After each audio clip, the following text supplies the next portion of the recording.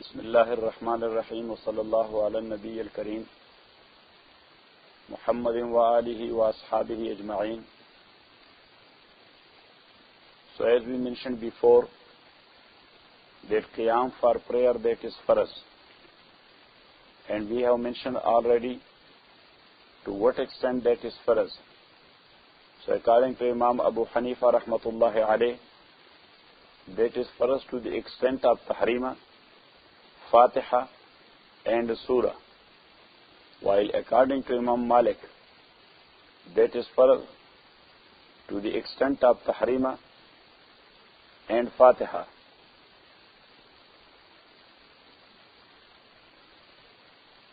According to Imam Shafi rahmatullahi alayh, also to the extent of Tahrima and Fatiha.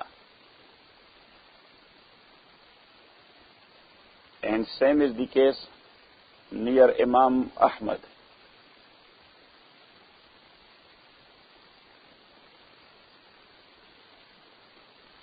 If someone cannot pray in standing, so then he may sit and pray in sitting position. If he cannot, so as we mentioned, that lying on bed or on ground should be in this order. Number one, to stretch his legs towards Mecca and to put his head on a pillow and to pray. Yes. And raising his hand for ruku and sajda, a little bit more than ruku when he is making sajda. This is according to Abu Hanifa rahmatullahi alayh. If he cannot do it in that situation, then he should lay on his right side, and then he will make his prayer. If not, then on his left side and make his prayer. But according to Imam Malik rahmatullahi alayh, and also to Imam Shafi and Ahmad, laying down on his right side is the first recommendation. Then on left side, that is the second recommendation. And then on his back, stretching his legs towards Mecca, that is the third one. Got it? Number two, if someone cannot pray in standing condition, but if leaning to something, so Imam Malik says he should lean to a wall or something and he may pray. If someone can stand, but he cannot make ruku and sajda, so then Imam Malik says, for ruku he may indicate from sitting, but for sajda, for ruku he may indicate from standing, but for sajda he may indicate from sitting.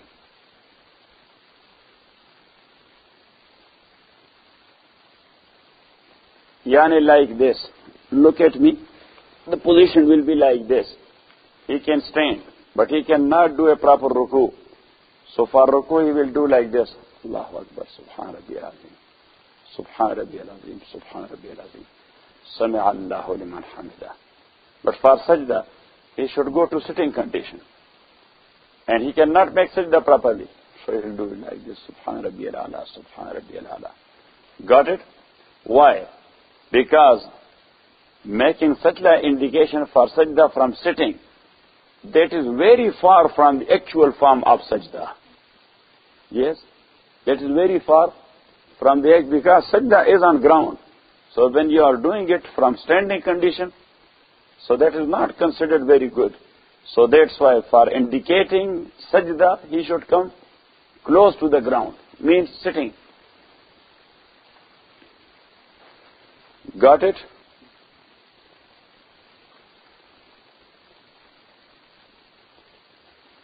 How he will sit?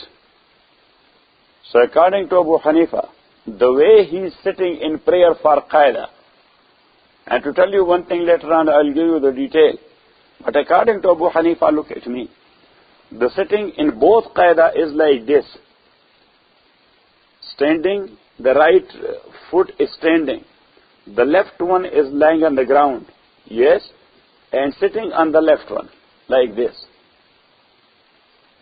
Got it? In both sajdas. In both qaidas.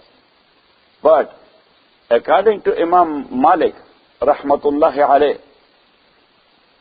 in both qaida, he has to do tawarruk. This is called tawarruk. To have his both legs to his right side like this. Yes? And to sit on his left side, mean left, what we can say, butt or something. Yes? Like this. This is according to Imam Malik. But according to Imam Shafi and Imam Ahmad ibn Hanbal, the first one is like that of Imam Abu Hanifa. After 2 rakat, the first qaida is like that of Abu Hanifa. And the last one that is like that of Imam Malik. That's according to Imam Shafi and Imam Ahmad. Got it? Yes. So now Abu Hanifa says, rahimahullah, if somebody is praying in sitting, so he should sit the way he is sitting for qaida. The way he is sitting for qaida. But Imam Malik rahimahullah says that this type of sitting is not a substitute to qiyam. This type of sitting is not a substitute to qiyam. So he said that he may set cross legs like this. You should write it. Their sitting according to Imam Malik should be cross legs like this. Allahu Akbar. Yes? So that will be a substitute to qiyam. Yes? But when he is making qaida, so he should make it the same way he is making usually. For qaida and for sitting in between 2 sajda. You should write it. For qaida and for sitting in between so sajda.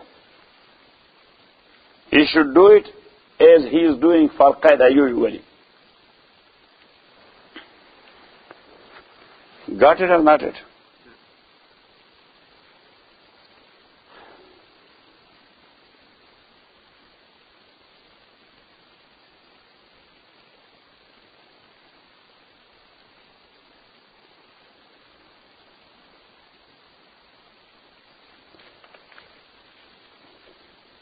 Imam Shafi said, rahimahullah, the same way of prayer as Imam Malik says, standing, if not, laying on his right side, then on his left, and then on his back. Yes?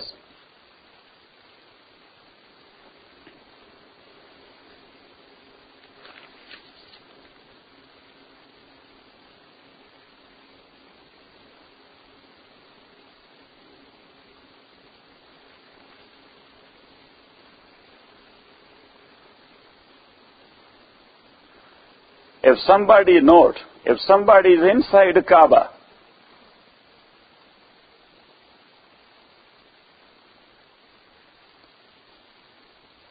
then if he cannot pray while he is lying down on his side or back, but he can do it if he will lay down on his belly and stomach like this. Look. Like this. Allahu Akbar. Allahu Akbar. Subhanallah. Sami Allah liman hamida. Allahu Akbar. Inside Kaaba. Got it? But that is not allowed outside Kaaba. This way of prayer is not allowed outside Kaaba.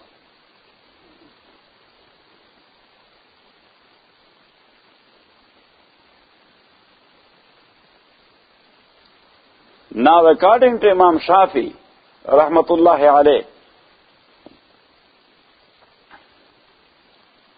if somebody cannot pray by indicating with head,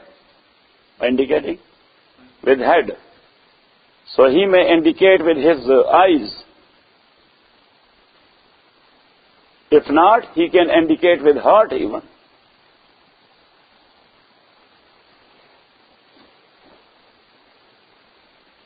It is not allowed according to Malik and Abu Hanifa. Yes?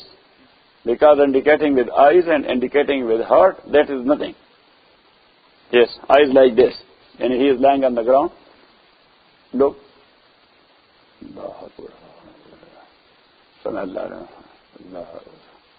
Yes. This is indicating with eyes. You got it, Professor? So Imam Shafi said, he may indicate with his sight or with his heart.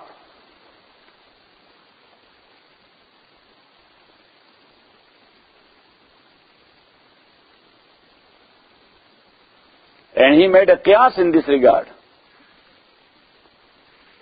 That if someone is deaf and dumb and he cannot recite, so he recites with imagination. He recites what? With imagination. So here, the person concerned can imagine ruku and sajda. He can what? Imagine ruku and sajda. But Abu Hanifa says, rahimahullah,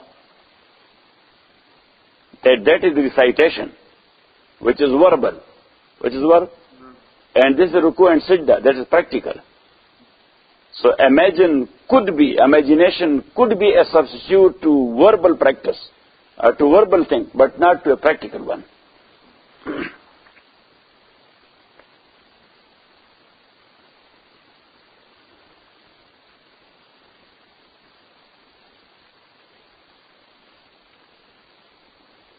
Imam Ahmad says,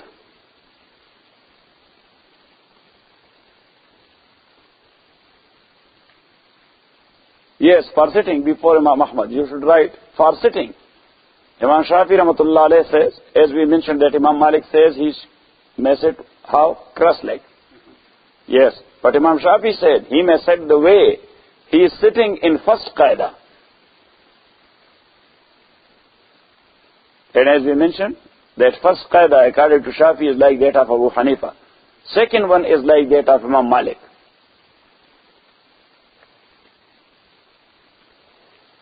And Imam Ahmad says, this is allowed to pray in standing, leaning to something or someone. Even though if he needs to pay, to lean on someone, if I cannot stand, I will pay you that much.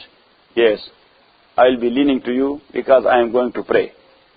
If he is going to pay for that one to whom he is going to lean, nothing is there. Yes, open field. But some guy is available. Some guy is available. If he will lean to him, then he can pray in standing. So Ahmad ibn Hanbal rahimahullah says he should pay and pray in standing. He should pay, but what? Yes, to lean and to pray.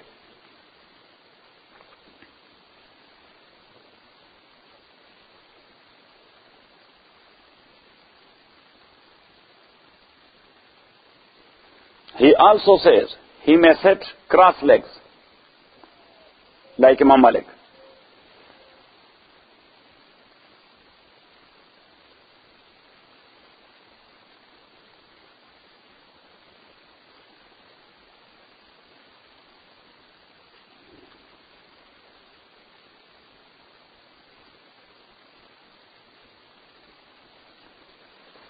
And like Imam Shafi, he also allows indications by eyes, but not by heart. According to Shafi, that's okay by heart also.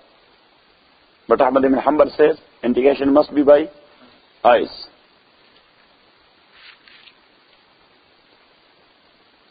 So the next topic is much more important. So we will start it inshallah next Sunday, which is recitation.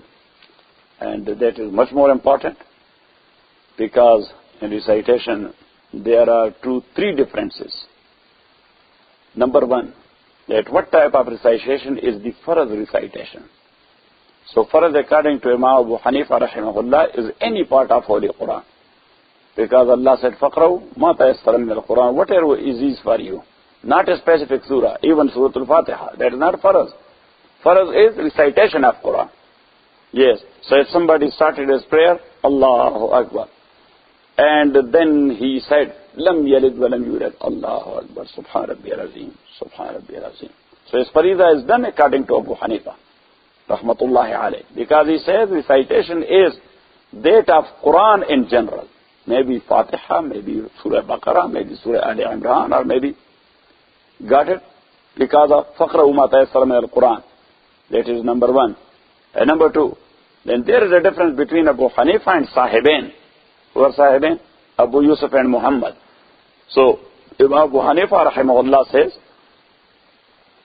that first qira'ah is any ayah of Holy Quran. Even though, if that is two words, like Summa Nazar. In Surah Al-Ma'arij, in Surah Al-Mudathir, Allah subhanahu wa ta'ala says, Summa Nazar. So that's an ayah. Two words, but that is a complete ayah. And it gives meaning and sense both. So Abu Hanifa said, rahimahullah, yes, if somebody recite an ayah of Holy Quran, that is considered Quran. And Allah says, فَقْرَوْا مَا تَيَسَّرَ مِنَ الْقُرْآنِ. And number two, that's a complete sentence which gives meaning and sense both. So fariza is done. But Imam Abu Yusuf and Imam Muhammad says that it should be, or maybe, one long ayah or three short ayah. One long ayah or three short ayah. So long ayah is like that of three short ayah. The measurement should be like that of three short ayah. So that is fariza. So according to them, if somebody will recite one short ayah or two short ayahs, so fariza is not done according to Abu Yusuf and Muhammad, rahimahumullah. Now, according to all three, Abu Hanifa, Abu Yusuf and Muhammad, recitation of Fatiha is not farz, that is wajib. That is what? That is wajib. That is one point. Point number two is that Surah Al-Fatiha is farz according to three Imams. Imam Malik, Imam Shafi, and Ahmad ibn Hanbal. Because of one hadith which is authentic. And that is hadith of Ubadah ibn Samit, radiyallahu ta'ala an. There is no second hadith. Second hadith is that of Ubadah ibn Samit, but the Hanafiya said that as-sahihu ghayru sarihin, was-sarihu ghayr sahihin. That there are two different ayah of hadith of Ubadah ibn Samit. So the one which expresses that Fatiha is must, that hadith is not sahih. Yes. And the sahih one of Ubadah ibn Samit, it does not express that Fatiha for us. That's how the Hanafiya explained the two hadiths. Got it? But anyhow, based upon that hadith, recitation of Surah Al-Fatiha is farz according to Malik, Shafi, and Ahmad. Then the next point is, that is farz, but for whom? Yes? So, Imam Ahmad and Malik says, that is farz for Imam and for Munfarid. Farz for Imam and for Munfarid. And that is recommended for someone who is standing behind Imam, but only in sirri prayer, where the Imam is reciting slowly. And that is not allowed when the Imam is reciting loudly. Got it? That is the madhab of Imam Malik and Imam Ahmad. Shafi said, recitation of Fatiha is farz for everyone who prays. For everyone who prays. Means for one who prays individually, or he is leading prayer, or he is standing behind Imam. Or he is standing behind Imam. And he refer his case to 3-4 ahadith. We will answer these ahadith later on and bring further more ahadith in this regard, that this is makruh for a muqtadi to recite when he is standing behind Imam. Maybe that is jahri prayer or that is sirri prayer. Maybe that is a jahri prayer or that is a sirri prayer. And then there is another point, and that is whether Bismillah ar-Rahman ar-Rahim is a part of Fatiha or not. So according to three Imams, to Imam Malik, Shafi and Ahmad, that is not a part of Fatiha. That's not part of Fatiha. According to Imam Malik, Imam Abu Hanifa and Imam Ahmad, that's not a part of Fatiha. But according to Imam Shafi, that is part of Fatiha.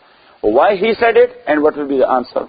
So he will give you the details. وصلى الله تعالى على خير خلقه محمد وآله وأصحابه أجمعين.